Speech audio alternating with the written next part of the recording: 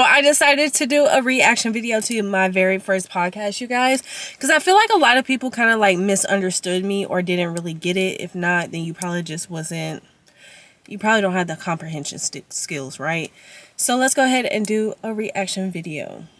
Hey guys, welcome back to another episode of Redefining Mom. I'm your host, Khalees, and today's episode is one I know so many of you guys are going to connect with. We're talking about what it really looks like to balance motherhood, social media, and co-parenting, all while trying to stay grounded and true to yourself. And my guest today does that with so much grace, humor, and honesty. You've probably seen her online sharing her moments of mom life, the good, the messy, and everything in between. She has built a beautiful community by just being her authentic self and showing that motherhood doesn't have to look perfect to be powerful. Please help me welcome mom, creator, and a woman redefining what it looks like to do it all under the spotlight, Danielle. Hi. Hi. I'm so nervous. Please do not be nervous. It's going to be fun. It's going to be fun. I am so happy that was truly like our very first interaction with each other. And when I tell y'all she has such a beautiful soul, you can definitely tell. And honestly, I was so excited to go on a podcast because for one, I always wanted to do one. I love to talk. I love to talk about life. I love to talk about real life situations. I just love to talk, period. And for one, I love to talk about my life and the things that I went through. If you actually sit down and you talk, not about me, but talk to me. We're here. Yeah. Okay, let's jump right into things with a little mom mood check. If you could describe your week as a mom in one word, what would it be and why? Hectic. Hectic. It would be hectic. Why do I feel like I'm saying that wrong? Was it No, you're not. You're not. See, now I'm so nervous. I feel like I'm saying my words wrong. Because my kids are crazy. They have very strong personalities, and all they do is just fight, bicker, play with each other, yell at each other. And me, I'm constantly having to break stuff up, try to figure out why are we yelling at each other? Can we just get along? So that's pretty much my week or my day every single day. Girl. When I tell y'all Braylon and London have such strong personalities, and now that C3 is getting a little bit older, you can definitely tell his personality is starting to come in. So I will definitely be having 3 strong little personalities, okay? And honestly, with me having a big, strong personality also, even though sometimes it may not come across that, I'm gonna have my hands full, okay? I will definitely have my hands full. Yeah, I totally get it. I can relate. I have a 2-year-old and a 2-month-old, and hectic is probably the perfect word to describe it all. Yeah. Because life in. That, and I think people just think like being a parent, everything is just always so perfect when 90% of the time it's not really perfect as people portray it to be. And they think like moms can't complain or they can't vent about their week or just things that go on with their kids. So, I really feel like people who think like that are the ones without kids. So you just have no room to talk. That or no room to talk, or is people who was raised with parents that like never said anything to them. Like never sat down and say, look, you're getting on my nerves and here's the reason why. They just sit there and like with a smile on their face, not saying nothing. So I think those type of people have like unrealistic parenting. Yeah. And just that is me, okay? One thing about me, you guys, I will sit there and tell my kids, like, you're really getting on my nerves right now, and I'll tell you the reason why. Because sometimes my kids don't realize, like, when other people come in or, like, guests or stuff, they will act, like, out of control, right? They'll act out of control to the point it's like, bro, what are you doing? And it's not that I don't discipline my kids or talk to my kids or, like give them structure or punish them, because I do. But sometimes kids are just going to do what they want to do. It's just how it is. Rewind a little bit. Tell us about your childhood. What was family life like growing up? Well, I will tell you this. Growing up, I was primarily with my mom at one point, and then of course things happened and I had to go live with my dad, which was like a complete switch to me, because when you go from like a loving family, like my mom always showed me love, attention, that type of stuff. Not saying my dad didn't, but my dad is completely parenting style, so like I was the first child he ever really raised. And so I feel like he didn't really know how to raise me, especially with me being a girl. So he was like very strict on me. It was times where it's like I just wanted to go be back with my mom because it was just low-key kind of depressing or just sad, but then you also grow to love like your father too, which there's no issue. But I personally feel like he just didn't really know how to raise a kid when I look back onto it, because I wasn't really allowed to stay at other people's houses. I wasn't allowed to go play in the neighborhood. I couldn't play with other kids. So it was just me and like my own thoughts just sitting there chilling. So I feel like that has a big role why I am so to myself now. And I don't really like to socialize, or I don't know how to socialize, and I really don't know how to make friends. It's because I was so confined. And now into adulthood, it's kind of hard to navigate that. I guess you could say you kind of get stuck in your ways, I would say. And so my dad ended up getting like really, really sick.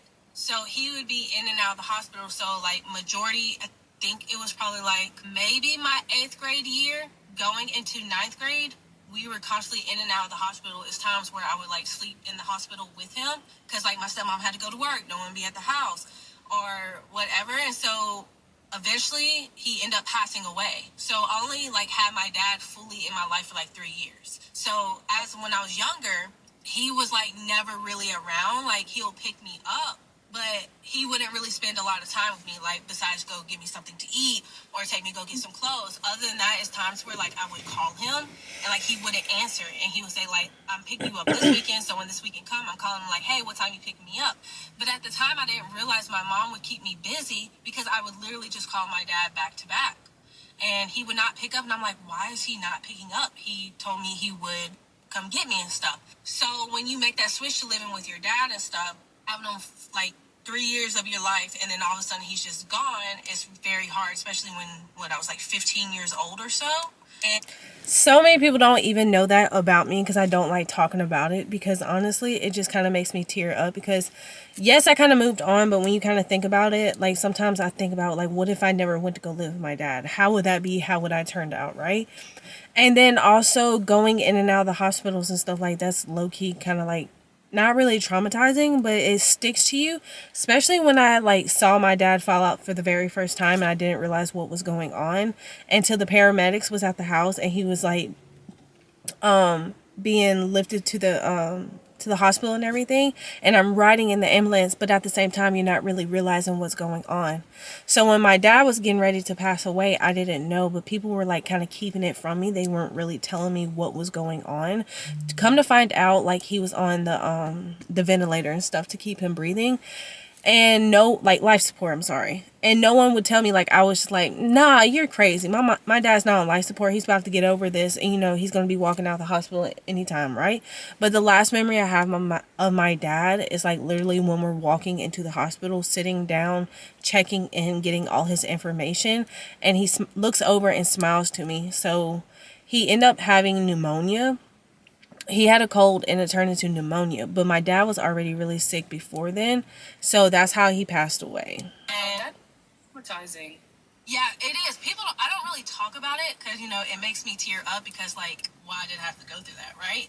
But then, so I ended up living with my sister my ninth grade year. And so, well, I was still with him until he passed away, and then I went to go live with my sister, which at the time, it was like really a dumb decision because my mom gave me the choice, like, I can finish out my ninth grade year at my school, or I can go stay with her. But she lived like an hour and a half away. I have to go to a whole new school. And at the time, I was like, well, I have a boyfriend here and I don't want to leave him. But reality was, those high school things don't really last anyway. So that's the reason why I decided to stay, because I also had friends. But reality was, looking back, the best decision was going to be with my mom. So anyway, after that, I end up finishing my ninth grade school year during the summertime. And I went to a different school with my sister because we ended up moving. And of course, during my 10th grade year, I ended up getting pregnant with London. And so I ended up getting pregnant with London during my 10th grade year. And so a lot of people think I didn't graduate high school, but I graduated high school. All I did was, instead of finishing out my school years, I did online school. So online school allowed me to like get a job. It allowed me to finish a little bit early. So how it was set up was, I did all my schoolwork online, but you didn't physically have a teacher, if that makes sense. Like, you didn't have a teacher until like my 12th grade year, and they're like, oh, you have like a teacher, but it wasn't really helpful. So I would do all my schoolwork, I can get ahead, and then I would have to take all my like stay at a campus, like our main school board or whatever campus, right? So after that, I ended up getting my diploma and ended up getting pregnant with Braylon, and now I guess I'm here. Okay. What people don't realize or don't know either is during that time when I was pregnant with London, right? I was going through my 10th grade year. When I tell y'all, I used to be so embarrassed. Like, I used to be so embarrassed. I would hide my stomach. I didn't want people to know I was pregnant. Like, I was one of those people you probably didn't even know I was pregnant unless you saw my stomach, right? And my teacher would be like, "Why are you hiding?" And like honestly, I was just like, I don't know. But in reality was like it was just embarrassing to me to be 16 years old, pregnant in high school. It was just embarrassing to me.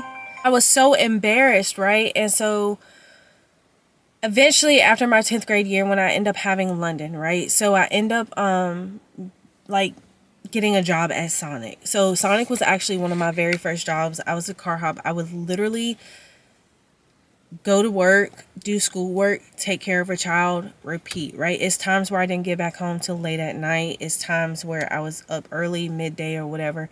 But I would sit there and like do my work and take care of a child. And a lot of people don't know that, but it was like 16 years old, juggling all of that. I wasn't even 16. Well, no, I was 16 when I had London. Few days later, I ended up having my birthday. I was about to say having birth, but anyway, I ended up turning 17. And so 17 years old and you're doing all that and you're trying to balance everything. It was a lot. It was a lot. All right, that was a lot. That was a lot. It honestly, it makes me look at you like in such a positive way because, girl, you've been through some things. You have honestly been through some things, but it doesn't show on you, if that makes sense. Yeah. I feel like, what's crazy because if you actually sit down and talk to me, I will tell you everything that I've been through. Like, I'm not ashamed about anything that I went through because at the end of the day, whatever you go through in life, it can either shape you or it can break you. So I'm not that person like, okay, so I think with me going through so much in life at an early age, I have no choice but to be like, okay, we're going through this, but we're going to get through it. So I'm not going to sit there and be like depressed or sad. Yes, I have my depressing moments, but of course with you having kids, you having to provide for kids, you learn to like kind of put on your soldier hat and you keep it pushing. Like you don't really have time to dwell on stuff like that, Like it's okay to reflect and be like, dang man, why do I have to go through that? But at the end of the day, it's just a season. So you push through it. And right.